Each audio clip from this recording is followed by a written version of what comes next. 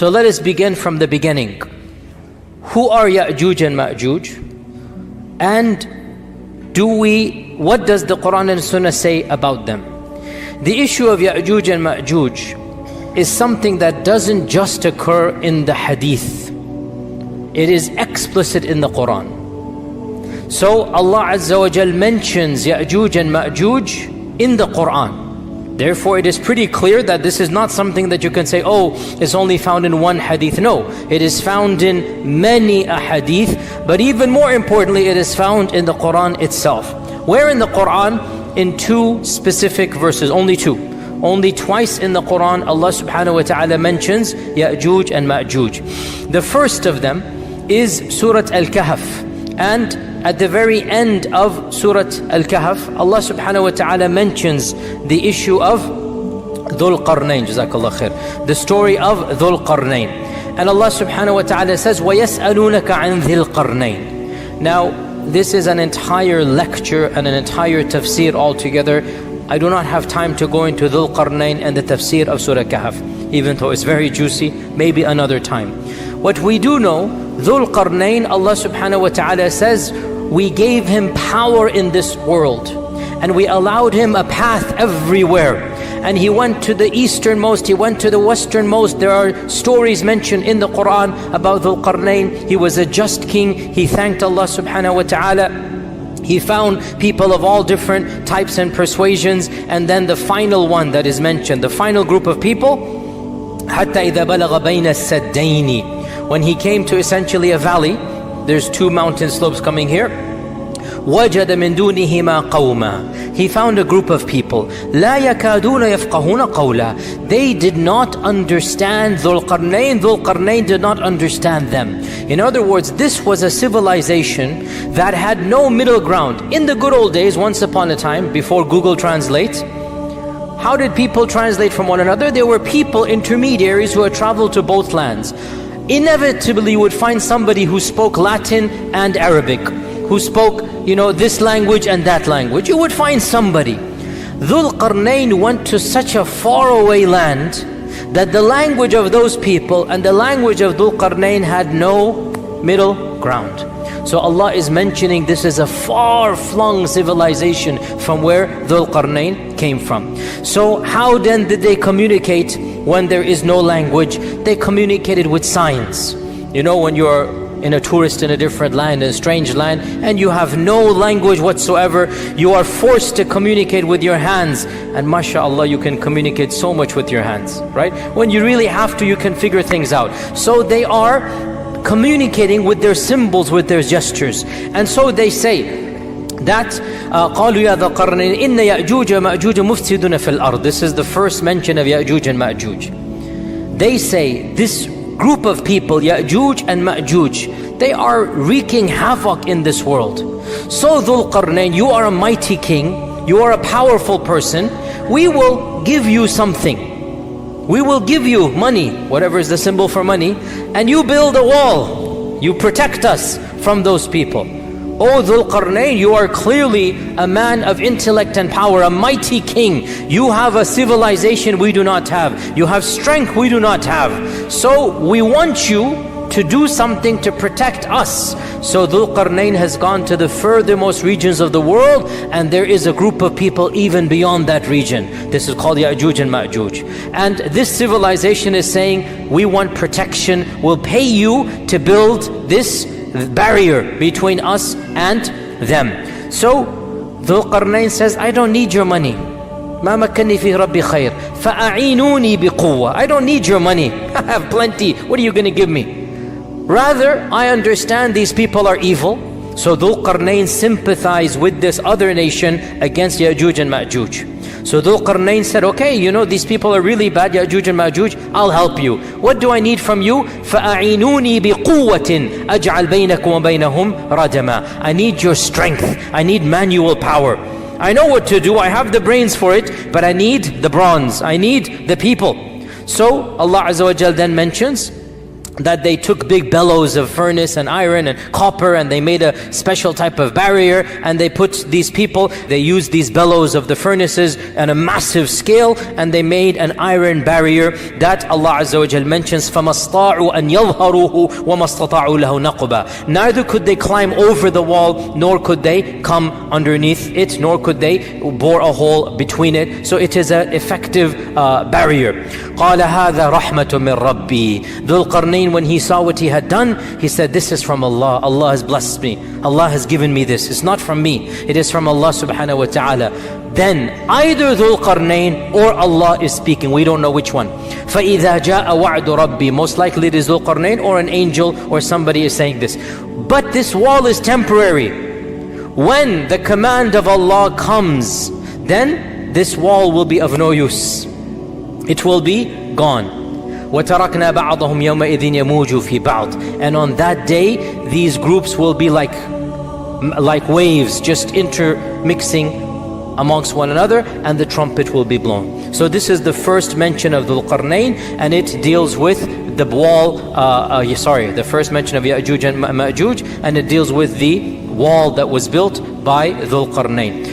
The next mention of Yajuj and Majuj is Surah Al-Anbiyaء verses 92 to 97. Surah Al-Anbiyaء verses 92 to 97, where Allah subhanahu wa ta'ala mentions in the Quran regarding Judgment Day, حَتَّى إِذَا فُتِحَتْ يَأْجُوجُ وَمَأْجُوجُ وَهُمْ مِنْ كُلِّ حَدَبٍ يَنْسِلُونَ. Until finally Yajuj and Majuj will be allowed out. Futihat. They will be allowed out, and they are going to be pouring down from every single slope, from every mountain. They're going to be coming. وَاقْتَرَبَ الْوَعْدُ الْحَقِّ. And judgment will now be asunder, will now be well close. So Yajuj and Majuj are right before Judgment Day. This is pretty clear in the Quran. فَإِذَا جَاءَ وَعْدُ رَبِّي in Surah Al-Kahf. Over here, وَاقْتَرَبَ الْوَعْدُ الْحَقُّ. And the inevitable hour is coming. So twice in the Quran, Allah mentions Yajuj and Majuj, both of them linking it directly to Judgment Day, right before Judgment Day. Now, by the way,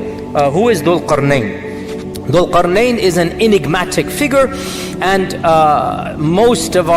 some of our medieval commentators, and then especially the most famous translator of the Quran of the previous century, Abdullah Yusuf Ali, whose impact in the translation was well known. All of us who grew up in the 70s, 80s, 90s, we know Abdullah Yusuf Ali's translation as being the one that had the most impact, even though, long story, but it wasn't very accurate, number one. Number two, can you believe, this is a completely tangent, Abdullah Yusuf Ali couldn't speak Arabic properly. There's another point, he plagiarized it, but that's a whole different story, not related to our topic here. Nonetheless, his translation went viral, and in his translation and his commentary, he mentions that Dhul Qarnayn is, who does he mention? Alexander. All of you know this, okay? He mentioned Dhul Qarnayn is Alexander the Great. And it kind of spread amongst the masses, and this is what happens, subhanAllah, how thoughts spread even if they're incorrect. And so many people thought Dhul Qarnayn is Alexander, but this is really almost 100% wrong for many reasons. Most obviously is that we know a lot about Alexander the Great. We know a lot about him. And he was not a believer in Allah, he was a pagan. He worshipped the idols. And Allah praises Dhul Qarnayn as being a worshipper. And Allah praises Dhul Qarnayn as being a righteous person. And Allah never praises paganism. And Allah never praises someone in this manner. And Allah Azza wa Jal mentions Dhul Qarnayn says, قَالَ هَذَا رَحْمَةٌ مِّن رَبِّي. So Alexander, really almost impossible. Some modern commentators have said that it is the Persian King Cyrus, who ruled from around 600 to 530 BC. So we're talking about 2,600 years ago, the Persian King Cyrus. And Cyrus, they say he's a candidate because he ruled over perhaps the largest empire the world has ever seen, or maybe the second or third largest. There have been these massive empires. Alexander the Great probably did rule over the most largest empire, but temporarily. The Muslims, by the way, ruled over the largest for the longest period of time. But that's a different thing. Alexander for a period of time had more, but it fizzled out with his death. The benefit or the beauty of Islam is that wherever the Muslims went, Islam remained, and Islam and the Muslim civilization was the largest, but it wasn't unified as solid, if you like, as it was under Alexander. So they say Cyrus. But Firstly, there are a number of things that don't match up, and secondly, once again, Cyrus was a clear-cut pagan. There is a third theory that I personally am very sympathetic to, but these are just theories in the end of the day. If you don't like it or you like it, it doesn't matter. It's just my opinion or the opinion of some modern scholars. If Dhul Qarnayn were a historic figure, what do I mean by historic? I mean somebody whom we know, because it is always possible that Dhul Qarnayn is pre-history, pre-recorded history, because recorded history begins around 4,000 years ago. Before that, we don't really have records. Before that, it's just unknown. It's a big black box. Perhaps Dhul Qarnayn is of that time frame. Allah knows. As for recorded history, it goes back around 4,000, roughly 4,000 years or a bit more than that. And we know pretty much all of the massive empires and the great kings of that time frame. If Dhul Qarnayn was one of the kings of this era, then we should know about him in terms of recorded history. Humanity would have known of these types of great kings who have conquered large swaths of the earth. So another candidate that I am personally very sympathetic to is the Persian Emperor Darius. The Persian Emperor Darius, who ruled 550 to 486 BC. And Darius ruled over most of the known world at that time, most of what we now call Asia Minor, the Caucasus, the Balkans, Central Asia, even Egypt, North Africa. He had a massive empire, and he himself traveled to the furthest east and the furthest west. And he led expeditions in his entire kingdom. And he fought against the Egyptians, he fought against the Chinese, he fought against, or the people of that region, call them what you will, but he fought against all of these people. And what is interesting about Darius, unlike Cyrus and definitely unlike Alexander, Darius was a monotheist. In contrast to the people before him and after him, we know from the books of history that Darius was an ardent monotheist. He was a strict believer in one God. He was beloved to his people. He had the reputation of being a just king. And we have records of Darius. We have inscriptions to this day of Darius in which he is saying, I am the king, Darius and whatnot, whom God has bestowed power to. In other words, هَذَا رَحْمَةٌ مِّن رَبِّي. Literally, God has blessed me with this power. It is very rare to find an ancient king who basically, Fir'aun said, أَنَا رَبُّكُمُ الْأَعْلَى, right? It is very rare to find an ancient king who is saying, look, I am a king, but the one above is the one who made me the king. He's the one who gave this to me. So, and by the way, there's also a very enigmatic inscription of Darius in which he is depicted as having two horns as well. So that kind of adds a little bit of a spice, to the whole mix there, that Darius seems to be a likely candidate, and he was an ardent believer. Now, some can say, for those of you who know your history, but Darius was a Zoroastrian. And we say, well, there was no Islam per se at this point in time. We're talking 2,000 years ago. And Darius believed in the one supreme God that they called Ahura Mazda. And that was their name for them, but it was one God that they believed in. So Allah knows best. We are not 100% sure in any case. And it is also possible that Dhul Qarnayn could be somebody in recorded history whom we don't know. But that seems a bit difficult to swallow for someone like me. But so those of you who wish to, they can do that. But you have two main options in my opinion. Either it's one of these historic figures or it's pre-recorded history. But then the issue comes again to make the issue more enigmatic. Generally speaking, Quranic history is recorded history. Only Nuh and some are pre-history. Otherwise, Ibrahim, Ismail, Ishaq, the rest of them, they're basically in the time frame that most civilization is known. So Allah Ta'ala knows best. In any case, Dhul Qarnayn is called Dhul Qarnayn according to our tradition, either because he had two streaks of white hair, or because he wore a helmet with two horns, and Darius is depicted as two horns, or because he went to the east and the west. So the Qarn here is east and west, so the owner of the east and the west. So this is the notion of Dhul Qarnayn. Now we're going to get to Yajuj and Majuj. Before I talk about my own understandings and whatnot, let's see what else is mentioned. So this is Yajuj and Majuj in the Quran.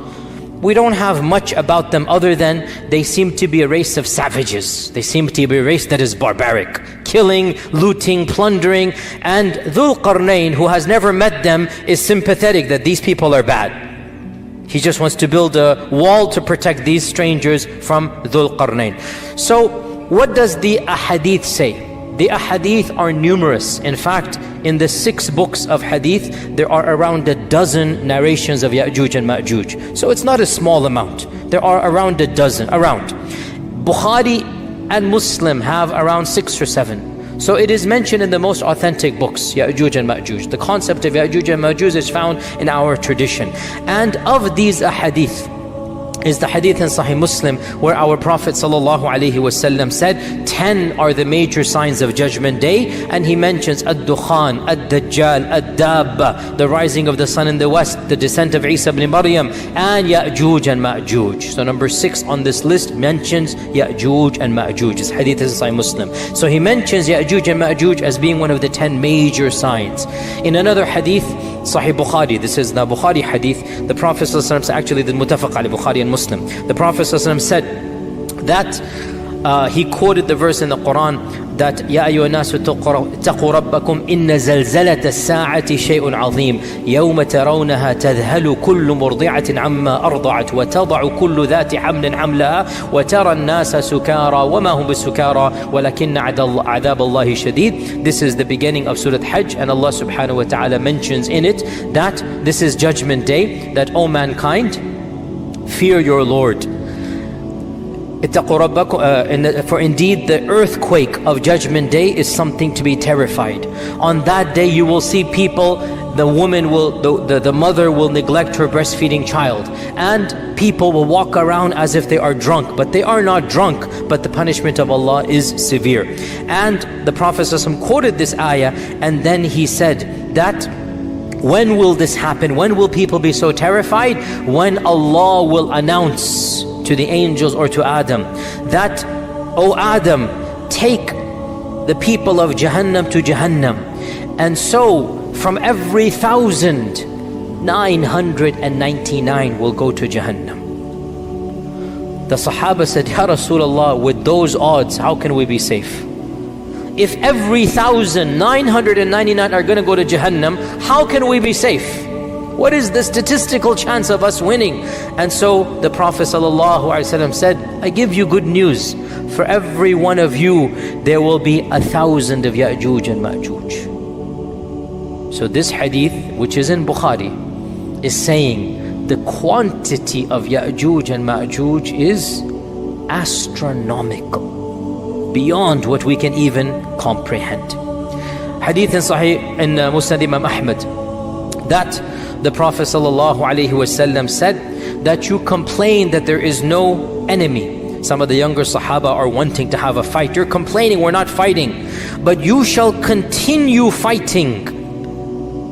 There will always be qital once the fitna begins. That happened with the time of Uthman radiallahu anh. There will always be fighting until Yajuj and Majuj come.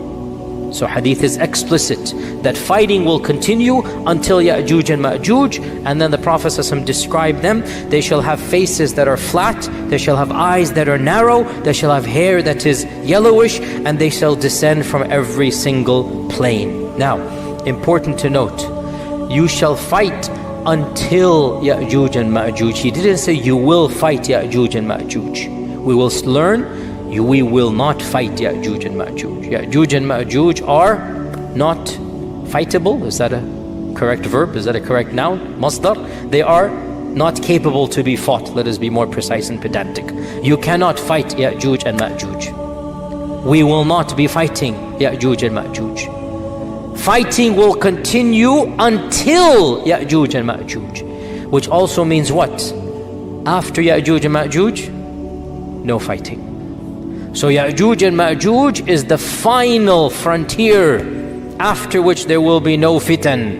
There will be no fitan after Yajuj and Majuj. This also shows that Yajuj and Majuj will be of the very, very, very last fitan to take place, because after Yajuj and Majuj there will be no more major fitan for the Muslims. The Prophet ﷺ said as well, another hadith. So right now, what am I doing? I'm narrating to you Quran and Sunnah. I'm narrating to you our sources. Then we will pause and go back and see what we can derive from those sources. Okay, because we need to really think deeply. And in all likelihood, we will have to do a part 2 for Yajuj and Majuj, because there's a lot of material to digest and discuss. Our Prophet ﷺ said, hadith is in Sahih Bukhari, وَالَّذِي نَفْسِي بِيَدِهِ, I swear by him in whose hands is my soul, you shall continue to perform Hajj and Umrah, and you will continue to cultivate and plant trees even after Yajuj and Majuj. This hadith is in Sahih Bukhari. So in Sahih Bukhari we learn another interesting fact. Yajuj and Majuj is not the end of the ummah. What is the purpose of this hadith? O ummah, you will not be destroyed. O Muslims, you are going to be here, don't worry. No external enemy will eliminate you. This is a prediction, and it has been true throughout all of history, and it will continue to be true. Our Prophet ﷺ made 3 du'as to Allah, and he said, Allah gave me 2 of them and he denied me 1. Remember this? We went over it a few weeks ago. The second one was, O Allah, do not allow my ummah to be destroyed by an external enemy. And Allah said, I've given it to you. Never will an external enemy decimate and eliminate the ummah, even if they eliminate parts of the ummah. The whole ummah will never be gotten rid of by an external enemy. So the Prophet ﷺ is giving good tidings. You're worried about the Quraysh, you're worried about this and that, don't worry. I am telling you, I swear by Allah, not only will you survive, you will do Hajj and Umrah, you'll retain your religion, and you will cultivate, you'll retain your dunya, even after Yajuj and Majuj. So even Yajuj and Majuj are not the end of Muslims.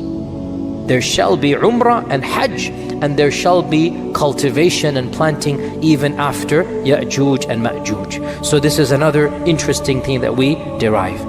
In another hadith, muttafaq alayh, Bukhari and Muslim, the Prophet ﷺ entered in upon some of our mothers, some of his wives, and he was agitated, he was concerned, he was worried. And he put his finger and his thumb together in a circle.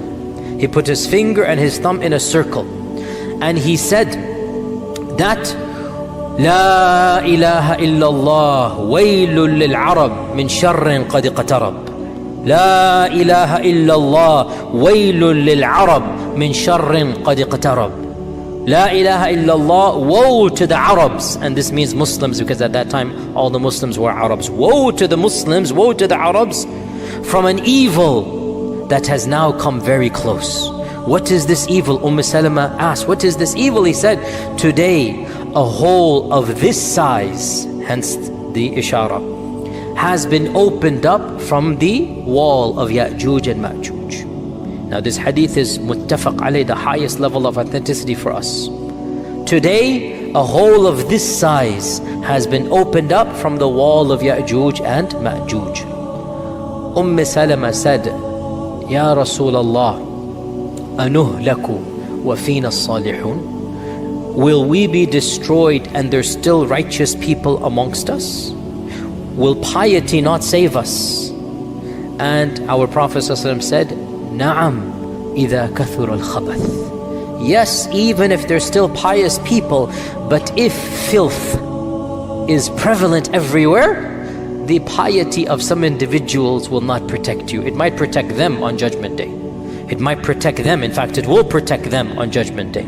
But societies will not be protected when corruption and evil and fitna and licentiousness and nudity and fahisha is rampant everywhere. The piety of a few folks will not prevent the adhab of Allah from coming. Nasallallahu as-salama wal afiyah. If you understand this hadith, then you should make sure you are at least pious. So this hadith tells us that Yajuj and Majuj's wall has a hole this size in the lifetime of the Prophet sallallahu alaihi wasallam. Hadith in Tirmidhi, in which Abu Hurairah narrates that every single day Yajuj and Majuj try to dig out, and every day they are met with an angel, and the angel tells them, enough for today, go back. And so they go back until finally, on the final day, the angel mentions the famous phrase, Insha'Allah, come back. And the next day when they come back, so the narration is very long, it basically means every day they come back and they find all of the work that they have done goes back to nothing. They have to start from the beginning again. Until the last day, when they find they come back, the work of yesterday is still there. They still are carved in. So now they start from where they left off and they break through. So this is a hadith that mentions that Yajuj and Majuj are carving every day, and that every single day they get to a place until the angel turns them back. In another hadith in Sahih Muslim, we learn that after the Dajjal is killed, Isa will congratulate his followers and give consolation to his followers. And within that time frame, or a very short time frame, Allah will inspire Isa that a new group has come. Ibadan li, creations of mine have come. No one can fight them. No one can fight them. So take my servants and go to Jabal Tur, go to Mount Tur, and protect them over there.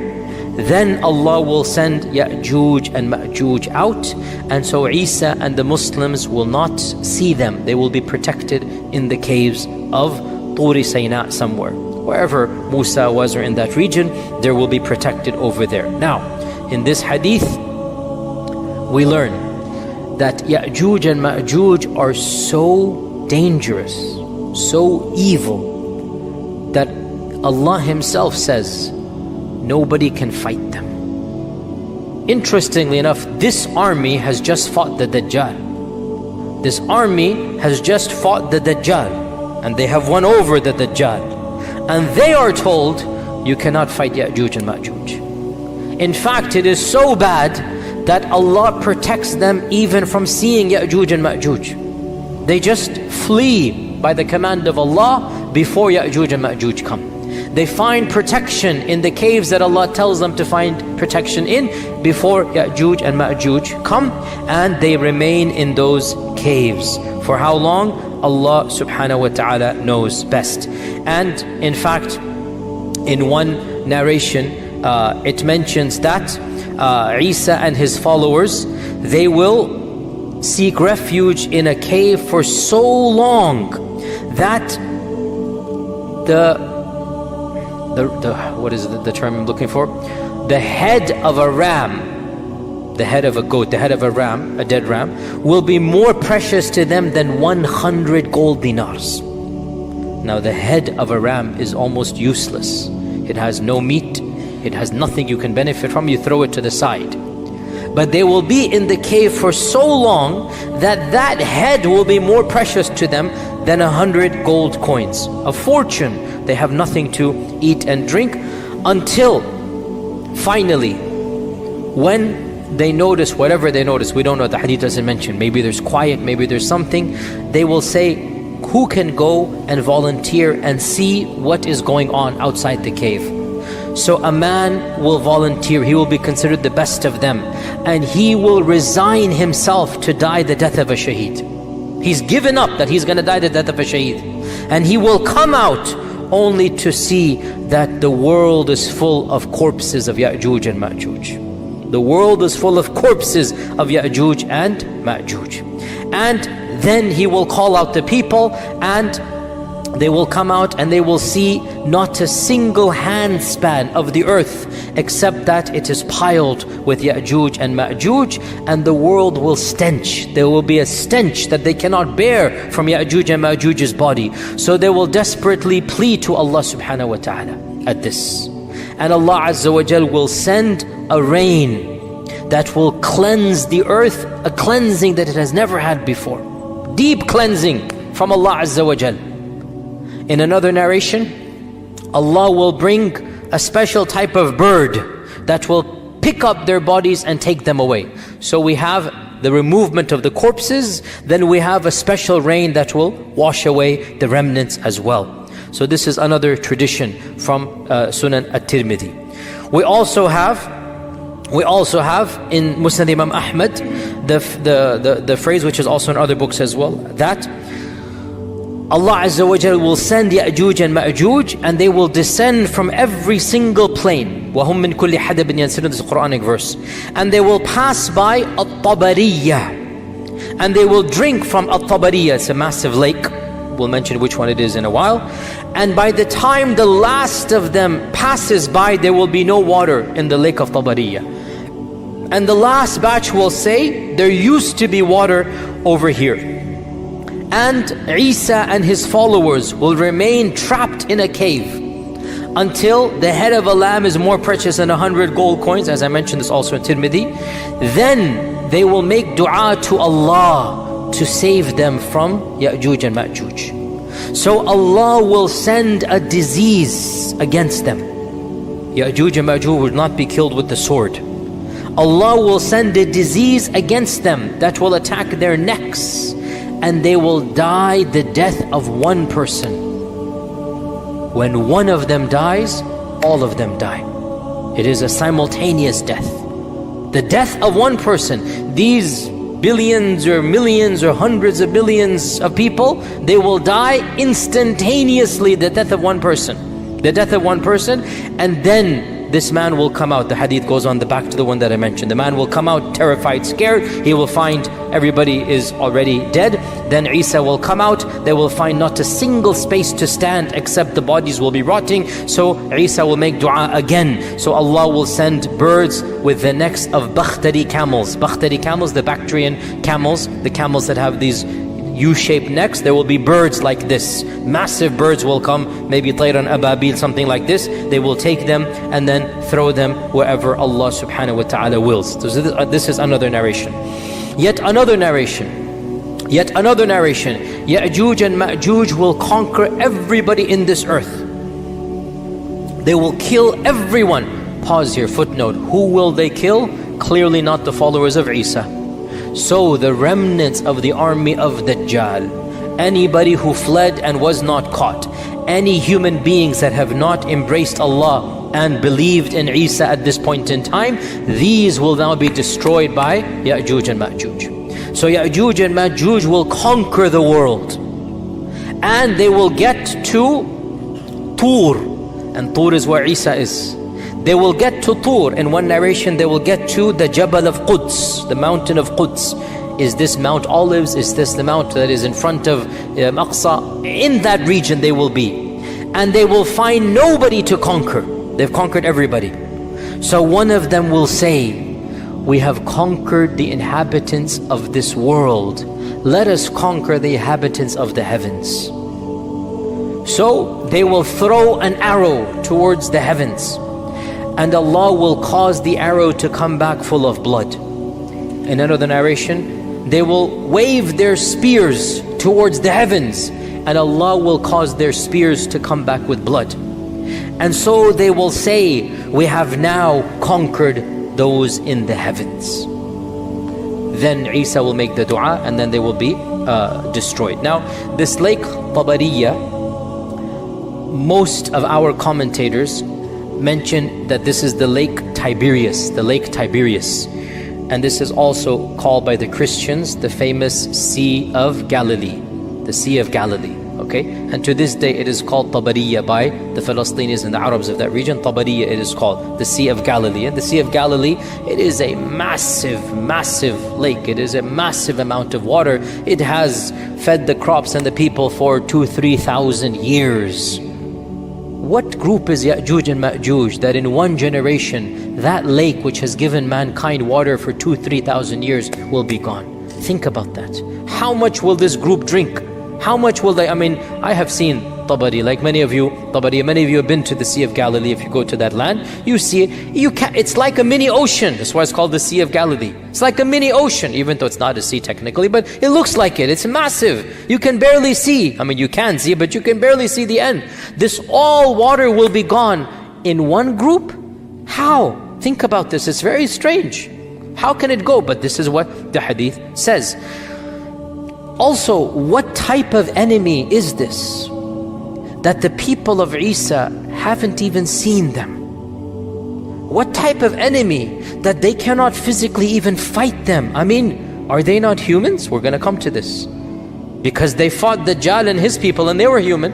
What is going on here? That they are not even seeing them. The man who's going to go see them is thinking he's going to die just by looking at them. He's already made up his mind, I'm a shaheed, I'm gonna die. He volunteers the death of a shaheed, like there's no way I'm going to be coming back. So we also have in a number of traditions as well, what demonstrates their quantity is that the Prophet ﷺ said that the Muslims will use the weapons and the armor of Yajuj and Majuj for many years to come. So they will get this stuff. In one hadith, in Musnad Imam Ahmad, he said, the beasts of the earth will grow fat and feed themselves for many years from Yajuj and Majuj. So the corpses will be so much that Yajuj and Majuj will fertilize the earth. And from this fertilization, there shall be a time of great opulence in terms of food. Perhaps the most opulent time in the history of mankind will take place, where our Prophet ﷺ said, one pomegranate, one rumman will feed an entire tribe. And one leg of lamb will be enough for a large group of people. In other words, things are going to change. Small quantities, or maybe it's not small, maybe the rumman will be a massive amount.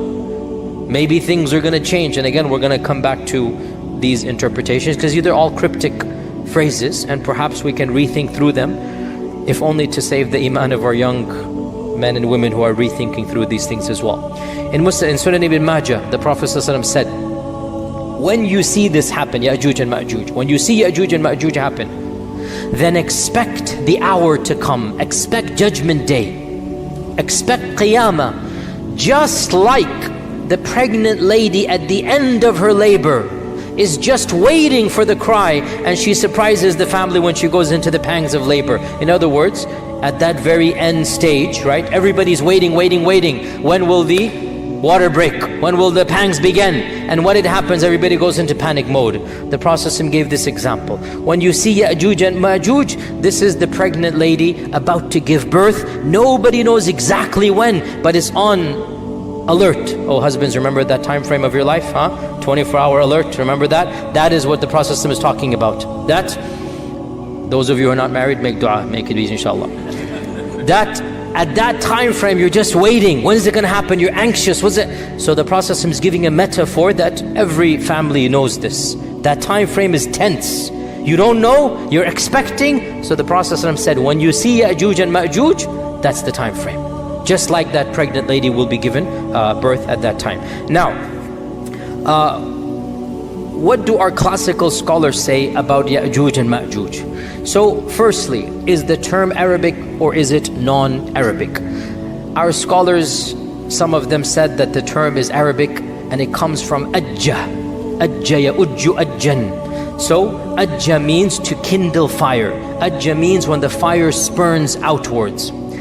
However, in my humble opinion, it is not sound to read in Arabic meanings to proper nouns that are found in the Quran and Sunnah.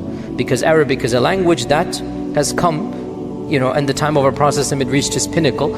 But it wasn't around 10,000 years ago. It was another language back then. If you know the study of linguistics, if you know languages evolve. Languages are things that are fluid. Language never stays the same. It is something that comes and goes, and all languages are interconnected in the great family of languages. And you have these, language bundles, if you like, the Afro-Asiatic language, the Semitic and Hebrew languages, the Romance languages. You have these language bundles that are all interconnected, and interestingly enough, footnote here, they all go back to one language. There is the mother of all languages. And why are we talking about languages? Let's get back to Yajuj and Majuj. So, they say that Yajuj and Majuj goes to Arabic, and I say, I'm not buying it. It's a classical noun. It has very little to do with Arabic. As well, the term Yajuj and Majuj is found in pre-Islamic literature, Gog and Magog. It is found, it is pre-Islamic, Gog and Magog. And it is mentioned in the Old Testament, Gog and Magog, and in the New Testament. The book of Revelations mentions the release of Gog and Magog, that Gog and Magog are going to gather for the battle. So this is in the book of Revelations, and this predates Islam. So there's references to Gog and Magog that they're going to gather for the great battle as well. So the Old Testament mentions Gog and Magog, the New Testament mentions Gog and Magog, and the Midrash mentions Gog and Magog. What is the Midrash? The Midrash is like the tafsir literature for the Jews. The Midrash is the commentary on the Torah, and it consists of legends and fables that go back many centuries before Islam. You have the Babylonian Midrash, you have other Midrashic texts. So the Midrash is pre-Islamic Jewish exegesis. It is tafsir literature that is ancient. It's not the Torah. It is the commentary of the Torah that the ancient sages, the rabbis, the ulama of the past, they commented on. And in the Midrash you find some very interesting literature, which is not the time to go into, but there are parallels with the Quran and Sunnah, which you can, anyway, let's not go down there. So where are we? So, Midrash. The Midrash mentions Gog and Magog. What does the Midrash say? The Midrash says that there will be a forerunner to the Messiah. We talked about the concept of Messiah in Judaism, remember? You guys remember, right? And Moses Maimonides put belief in the Messiah as a part of his 13 points of Aqidah. Is it the 11th or the 12th point? We're going to believe in the Messiah. A day will come when the Messiah will come. It is a part of Jewish literature. What I didn't tell you in that class 2 weeks ago, because it's not related, but now I should have mentioned it in hindsight, they actually, or some segments of Judaism, believe in two types of Messiah, the minor Messiah and the major Messiah. Now that we're talking about Gog and Magog, I have to bring this up. So they say that there will be a forerunner to the real Messiah. And this forerunner will defeat Israel's enemies. When they say Israel, they don't mean the country, they mean Bani Israel. Remember this, right? When the Midrash says Israel, they mean mu'mins, Muslims, i.e. Jews from their perspective, you understand, they don't mean the country. So they say that this Jewish messianic precursor, the minor Messiah, will defeat Israel's enemies, Gog and Magog, and then the real Messiah will come, and then judgment will take place, and then the righteous will be rewarded, meaning with Jannah, if that's their reward. Now, this is interesting because this is Midrashic literature, and it mentions two figures. And it mentions Gog and Magog, and it mentions Judgment Day, all in the same paragraph. Allahu A'lam, we have the Mahdi, we have the Messiah, we have Gog and Magog, we have Yawm al-Qiyamah, all in the same paragraph as well. We find those things. Now, I did mention briefly there are two ways to interpret these things. If you're a secular, agnostic, atheist, if you're a person who believes in history and not God, then you will say, look, Muslims, Jews, they are taking from one another, right? And that's the standard interpretation of modern day academics. The Great Flood is a myth that transcends all civilizations according to modern historians. As I had mentioned, I think earlier, the Great Flood is a myth. I'm saying as a secular historian, it is a myth that transcends all civilizations. Every civilization believes in a Great Flood. You can analyze this and say, okay, this means it's a common folklore literature. The Old Testament has it, the Quran has it, native Indians has it, the Aborigines have it. So there is a myth of a Great Flood. Or you can flip it around 180 degrees and you can say the reason why all of these civilizations have the myth of the Great Flood is because it's not a myth, it's a fact. You can flip it around, and that's what we would do.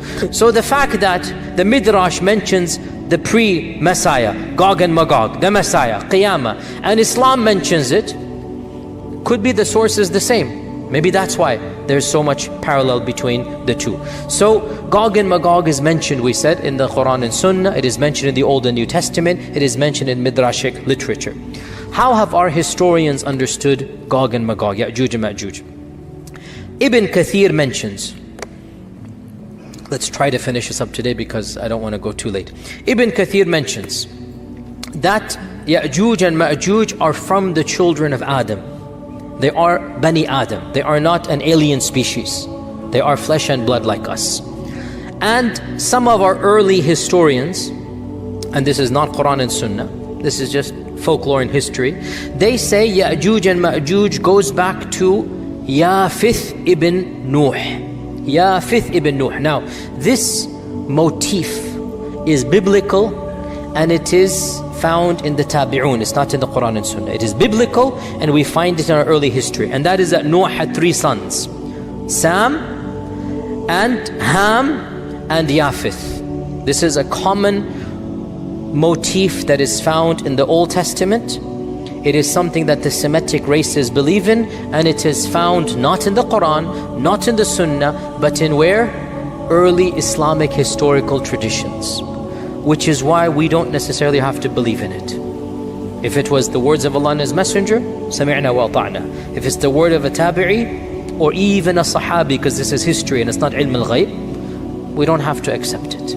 So this issue, we find it in the tabi'un, that Nuh had 3 sons, Sam, Ham, and Yafith. And from Sam, we get the Semitic peoples, the Arab and the Hebrew race, and also according to this interpretation, Faris and Rum, the Persians and the Romans, right? Hence why, again, bit of a tangent. Problem is I love these tangents and I don't have to, see, that was a bell, don't go into these tangents here, huh? Back in the 1910s, when there was race laws in America, there were race laws in America. Hitler got his race laws from America, by the way. A tangent upon a tangent, there you go. There was a problem. How do we classify Arabs? How do we classify Arabs? How do we classify Desi Lok? A Hindu sued in the Supreme Court, and he argued, I'm not making this up, you can look this up, a famous case, I forgot the title, Singh versus the, no, it wasn't Singh, I'm joking, that was a joke. I was scrap that. But it was a Supreme Court case, Supreme Court case. And he argued that he is, what do you think he argued? Very good, yes, very good, exactly. He argued he's Aryan. Aryan mean Caucasian. In fact, he said, I am the Asli Aryan. You guys are Naqli Mal, I'm the real guy. And he used these race theories, and from this as well, Middle Easterners said, well, we are Caucasians, we are the descendants of Sam. They brought in the Bible. We are this. So this is now a theory that they had. And that is why to this day, some people say if you're Arab or Desi, you're technically Caucasian. And in fact, all of this is a little bit antiquated, to be honest. These views and whatnot, they don't add up scientifically. So all of this is anyway. But the point is, this is the notion that Sam is Semitic, and Ham is the father of the Barbar and the Qibt and the Sudan. So African peoples, Ham. And Yafith is the father of the Atrak and the Slavs and the Yajuj and Majuj. So the Russians and the Mongolians and whatnot are Yafith. To be brutally honest, this entire trope smacks of racism. And it's not found in the Quran and Sunnah, and it seems to be biblical, and it seems some of our early commentators copied and pasted from the Old Testament, which is actually very common. There's a genre called Israeliyat, where some of our earliest scholars, they would study the Midrash and they would study the Jewish folklore. And at that time, the Jewish folklore was considered to be a civilization worthy of admiration and respect. So they would take this and then speak it in Arabic to the masses, and the people would think that this is a part of Islamic folklore, even though it is coming from the Midrash. And this is well known, but I'm not inventing this up. It's called the Israeliyat. Look this up. So Allah knows best. I am very skeptical of all of this in any case. So Ibn Kathir says they are the children of Yafith. That's what I'm trying to say. All of this was that. And this is the standard interpretation of the majority of our medieval scholars. The fact that Yajuj and Majuj are Bani Adam, it seems pretty clear from our tradition. Bani Adam means human beings. And we learn this from a number of evidences. Of them is the famous hadith in Bukhari itself, where Allah says to Adam, O Adam, take the people of hell to hell, and he shall take his children. And that's when the 999 will go. So the fact that his children includes Yajuj and Majuj shows that they are Bani Adam. Okay, now we have some really bizarre interpretations that are found in our books, and again, we have to be a bit more discerning. Just because it's written in Arabic doesn't mean it's the gospel truth. Pun definitely not intended. Just because we find it in an ancient book doesn't mean anything. We find ancient books written in our tradition that mention bizarre stories, truly mind-boggling. Some of the earliest books like Ka'b al-Ahbar and others. And there is a tradition found that once Adam had a wet dream and his fluid fell on the earth, and that earth sprouted forth and it became Yajuj and Majuj. So we find this in our folklore, and we find it in respectable medieval books. And that's why, dear Muslims, we do need to be critical of our own tradition. We do need to be. Our ancient scholars were not infallible. We respect them, wallahi we do. But they were people of their time and place, and we need to look at it in our time and place and be cognizant of their humanness as we are cognizant of our humanity as well. So this is also found that Yajuj and Majuj are Bani Adam but not Bani Hawa. Go figure. In any case, getting back to Yajuj and Majuj, time is so limited, I have so much to say. Let's see if we can summarize this. To be brutally honest, standard medieval interpretation of Yajuj and Majuj is the following. This is what you find in Ibn Kathir, you find it in the tafsir literature of As-Samarqandi and of Al-Tha'labi, and basically this is the mainstream interpretation for our classical and middle ages of Islam. Ever since the beginning of writing tafsir, let's say 300-400 Hijrah, up until pre-modernity, up until going to CE 1800s or whatnot. If you look at any book of tafsir, any book of history, the notion was the following. Yajuj and Majuj are a bizarre, exotic tribe in the nether regions of the world that have been trapped by Dhul Qarnayn thousands of years ago, and they're still trapped to this day. And quite a few medieval historians have reported that I know of a friend of mine who traveled to the end of the world and he saw with his own eyes the wall of Yajuj and Majuj. We find this in respectable Islamic books.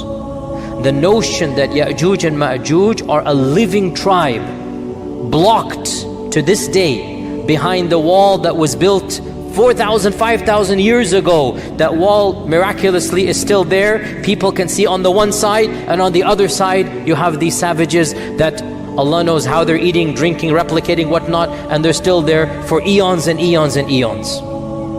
This is the standard interpretation of our scholars of the tradition, not of the Quran and Sunnah. You understand what I'm going to get at, okay?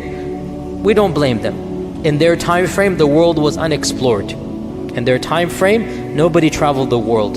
The reason why Marco Polo became famous and Ibn Battuta became famous was because they traveled half the world. That's it. And they became world famous because they did what nobody had done. They simply went from one side of the known civilized world to the other side, and they came back. Marco Polo to Naples, to Italy, or to Sicily, wherever he was. Naples or Italy, where was he? And Ibn Battuta to Tunisia, where he was from. So people didn't travel, and folklores and legends were very common, and it was easy to believe these types of things, that there is this nether region of... And you know, if you read, by the way, even Ibn Battuta, by the way, you find bizarre fables, you find belief in mermaids, and you find weird creatures and whatnot. This is what he believed. He really believed that there are races and aliens, or not aliens, but you get my point. This is the notion of his time. Marco Polo as well, he believes these types of things. So it's not surprising that our medieval scholars believe this type of stuff. Now, obviously, dare I say, anybody who knows science and geography and modern civilization, you cannot believe that there is a tribe for 4,000 years trapped behind a wall. I mean, if you believe this, that's your position. I cannot believe it. I find this very difficult to believe. So this has led people to do multiple things. We have 20 minutes left. I have to wrap it all up now, subhanAllah. The first interpretation, which is the standard interpretation of medieval Islam, is that, okay, maybe there are places in the world that are undiscovered. Maybe there is a race of people locked up behind the Caucasus Mountains or in Mongolia or whatever, and they're still over there. And Greenland, Greenland, interesting. How would Dhul Qarnayn get to Greenland? Because he's traveling. فَأَتْبَعَ سَبَبًا. He didn't go on a ship, he walked on a road. So that kind of, it's not the Bermuda Triangle, no. But many Muslims still believe this. I have nothing to say to this. If you believe it, I have nothing to say. I don't believe it, is all I'm trying to say. I'm not trying to dismiss any person's belief, and this is the belief of medieval scholars. If you still believe that there's a big wall that is lasting for thousands of years, and by the way, no human structure is that fortified for 4,000 or 5,000 years that nothing happens to it. Even the Great Wall of China needs to be built up or whatnot. I mean, it doesn't work that way. But anyway, if you believe, and anyway, so this is, what can I say? If you believe it, you believe it. I am somebody who, what can I say? My mind doesn't believe this.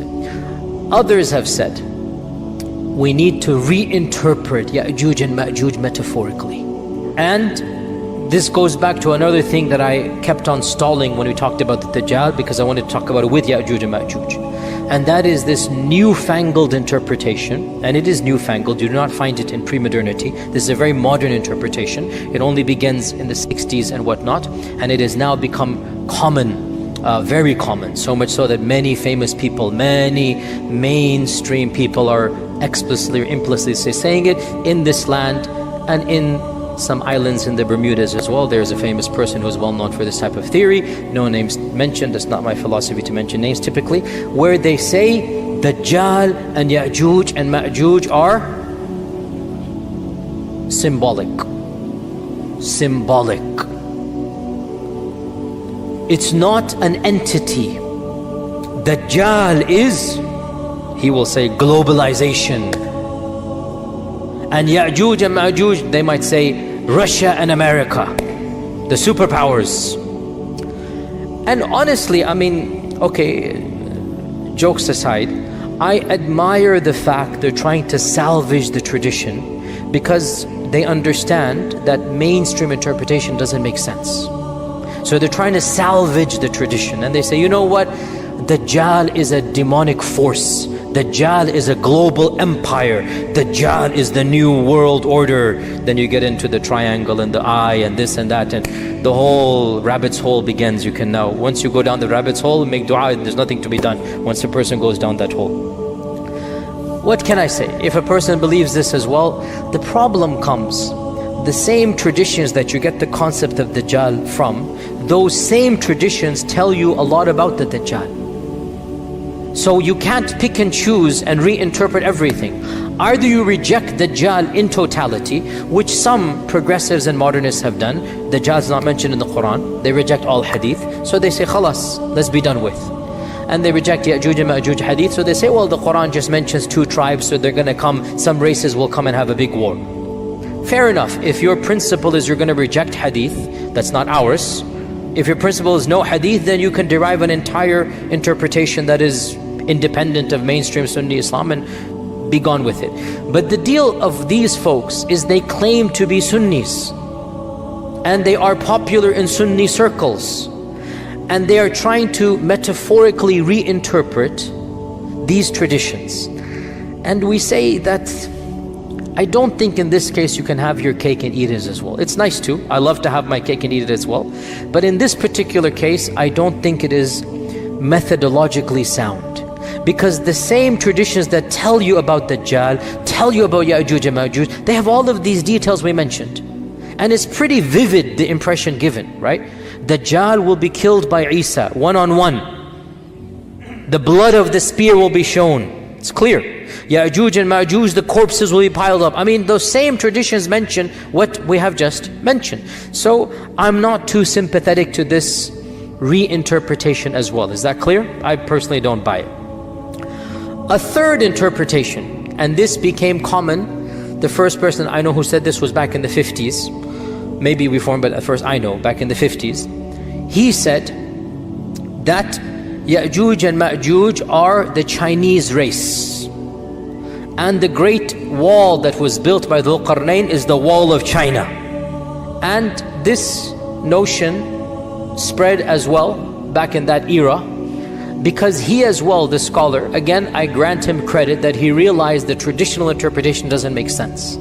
So he said we need to rethink through this. So he attempted to rethink through, and frankly for his time and place it was a bold move, because he was criticized by mainstream Sunnism. Mainstream Sunni scholars said, no, we believe in this and that. But he wanted to again salvage the tradition. Of course, what is the problem with believing that Yajuj and Majuj are the Chinese folks and the Great Wall in the Quran is the Great Wall of China? What is the problem with this interpretation? Who can tell me? I like this. Chinese Muslims, no, that's not the biggest problems. We have other bigger problems than this. That's not the problem in this case. I mean, where does one begin with the problems of this interpretation? Where does one begin? There are so many problems with this interpretation. I mean, of the problems of this interpretation is that we know exactly who built the Great Wall. And he wasn't a believer in Allah. Jin Shu Shuao, he wasn't a believer in Allah, the famous emperor. He was one of the pagans of the, Shinto, whatever religion it was. And the Great Wall was actually built to protect the Chinese people from within, not from without. And the Great Wall is not a barrier that is impenetrable. People go in and out all the time. In fact, gasp, shock, I myself have gone in and out of the Great Wall. I in fact did a video that went viral 2 years ago. I took a group to China 3 years ago. And I stood on the Great Wall, and I have a video, YouTube clip. Is the Great Wall of China the wall of Yajuj and Majuj? You can look at it yourself. And I said, no, it's not, don't worry. It's not the Great Wall of there. So, this as well, it doesn't make sense, neither heads nor tails, Nasar naper, literally, neither heads nor tails. It doesn't make any sense. The wall of Yajuj and Majuj is not the wall of China in any stretch of the imagination. It doesn't make sense as well.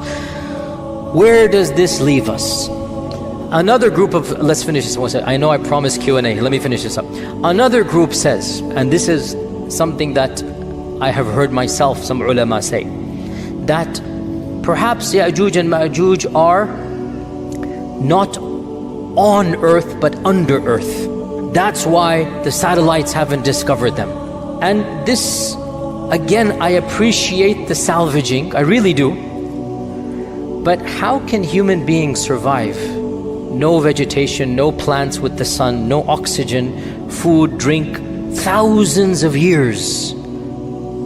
And according to these traditions, we're talking about gazillions of people. What is the answer to this conundrum of Yajuj and Majuj? I will disappoint you by saying there is no clear-cut answer. But wallahi, to struggle with the truth and to admit the struggle is a safer position than to invent something that is far-fetched and then pretend that it is answering the problems. I don't have a solution to Yajuj and Majuj. I am personally skeptical, maybe because of my own upbringing and my own, I have a degree in engineering, I understand mathematics and chemistry and geology, and I just find it, now you can quote back, Allah ala kulli shayin qadir. And I say, indeed, Allah ala kulli shayin qadir. But are we obliged to believe that Yajuj and Majuj are billions of people under the earth? This is my point. If the text told us explicitly, sami'na wa ata'na. But when the texts don't tell us this, can we rethink through and say this? So I conclude with two opinions. The first of which is plausible, the second of which is even embarrassing to mention, but I will mention it. As for the plausible one, Allah knows best. Perhaps, this notion of a living tribe of Yajuj and Majuj is not correct. Because if you look at all of the traditions, there is only one tradition that is in Tirmidhi with one isnad that mentions the Yajuj and Majuj are daily digging, and every single day they're told to go back. All the other traditions don't mention a living Yajuj and Majuj. As for the hadith in Bukhari that the wall has been opened, that could be a wall. It could be, in this case, see to what level of metaphor is allowed? Ijtihadi. If it were to be said, a wall has been opened is a metaphor that indeed Yajuj and Majuj is now closer to you. Personally, I don't see this as that much of a stretch than to interpret all the hadith to mean Yajuj and Majuj are symbolic in nature. But again, it's ijtihadi. The only tradition that mentions Yajuj and Majuj are alive right now, and they are digging through every single day, is a solitary narration in Tirmidhi and also in other books, but the same isnad. And I did my research for this because this is problematic, and I have to say I was relieved to find classical scholars, some of them did problematize this hadith. Ibn Kathir amongst them, who said that this tradition seems to be it's an illah or a hidden defect, that it is not from the Prophet ﷺ. It might be coming from the Israeliyat, because Abu Huraira also studied with Ka'b al-Ahbar. Ka'b al-Ahbar was the son of a rabbi, and he would narrate Israeliyat, and Abu Huraira would listen to him and narrate. And one of the students of Abu Huraira assumed it to be from the Prophet ﷺ. This is Ibn Kathir saying this, not me. So he said, perhaps this is from the Israeliyat. And this is what I firmly believe, simply because it is highly problematic to posit that there are billions of people somewhere in today's world clawing away. So the first interpretation, which is posited by a group of people, let's just leave it like that. A very wise person once said, let's just leave it like that. The first interpretation is that Yajuj and Majuj are a group of people that will come towards the end of times, and they will wreak havoc and do this and that. So we get ourselves out of the problem of them being alive right now.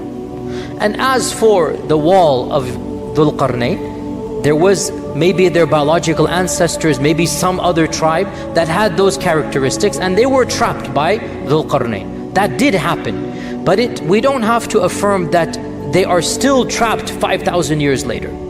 Rather, maybe their descendants, maybe people similar to them, so they are called Yajuj and Majuj, are them. This is the first interpretation. And I am very sympathetic to it, and it solves many of our problems. There is another interpretation which I hesitate to even verbalize.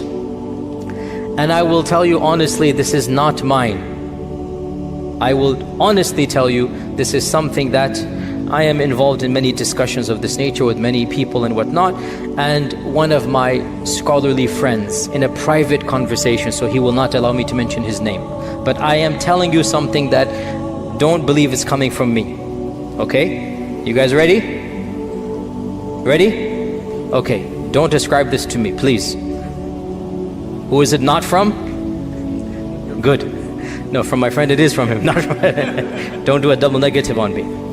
So we were talking with a group of ulama, a group of students of knowledge, whatnot, call them whatever you will, and we're talking about this problematizing. It is a problem, wallahi, it's a problem for any rational mind. What are you going to do with Yajuj and Majuj? It's not an easy thing to come around. And even he was hesitant, but he brought it up. He said, let's look at these traditions again. We see that first and foremost, Yajuj and Majuj seem to be human but not human. You see where this is heading. And they seem to be a race of people that cannot be fought. And they seem to be doing things that are bizarre, drinking up all of this water. That's not, humans can't do that. Mentally, they don't seem to be 100% there when they think they can kill the people of the heavens. This isn't normal. This isn't rational. The regular human beings alive, the followers of Isa, are so terrified of this group that they don't even want to see them. They're fleeing away from them. They will not fight them. The hadith mentions they will not be able to be fought. لا يدان أحد بقتالهم. And he mentions, if you look at the popular imagination of our times, you find a genre of literature and horror movies. You see where this is heading. And he mentions the word. And my jaw just dropped and I laughed. I said, are you serious? He goes, hear me out, hear me out. Don't call them that word. For those who don't know the word, maybe the youngers can tell them later on. Don't call them that word, but the concept. What if we're talking about chemical warfare, we're talking about Dajjal, we're talking about the bird falling down, things are happening, weapons being unleashed, weapons beyond our understanding.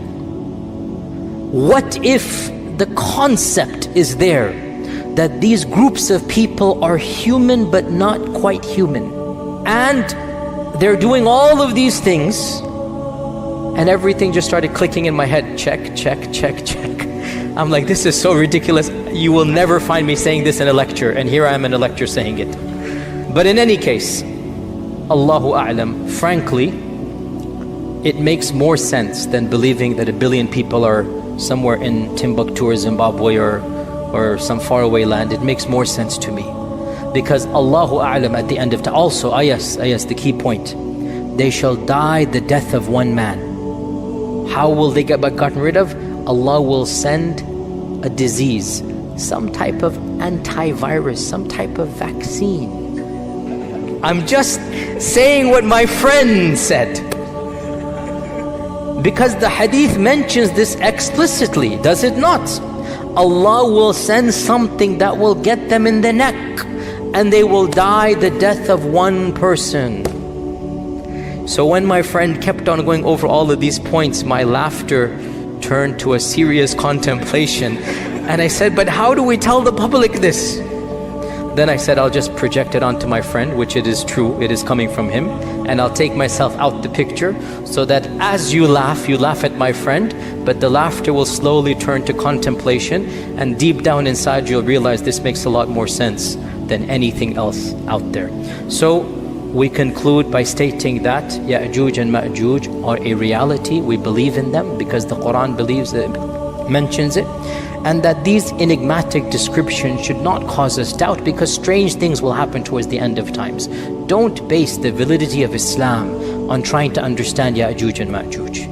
That's ridiculous. We base the validity of Islam on the Quran, on the beauty of Islam, on Tawheed, on La ilaha illallah, on the fact that it answers all the big questions of life. Islam comes with some things that may be beyond our comprehension, such as Yajuj and Majuj. We just have to sami'na wa ata'na, and when it happens, all of these hadith will fit into place, and we will see, oh, I get it, that's what was being referenced here. So in the end, Allah Azza wa Jal knows best. I promised you guys Q&A. Let's open the floor for some very specific questions. Yes, Bismillah. I agree with you that it doesn't make sense that the Great Wall is the Dhul Qarnayn. 100% agreed. Yeah. West and the East. ثم أتبع سببا. Maybe the North Pole. So where's Yajuj and Majuj? Under the ice of the North Pole, but then the cap is melting. So as they melt, maybe this is how Yajuj Majuj are talking about. Global warming is the problem. See, it all comes back to this. Sisters, very quickly, hurry up. Yes, Bismillah. Very good, excellent point. The Quran mentions the wall, and the Prophet mentioned this thing.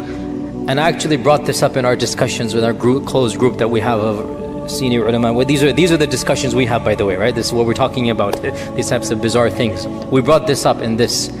And this brother's response, everything projected on him, I'm scot-free. This brother's response, and he did respond in this manner, was that perhaps there is some type of strain of virus or whatever you want to call it, that it has been trapped up, it has been put away, but it will be released or unleashed at that point in time. And so this is the breaking of that wall, that it will affect a lot of people.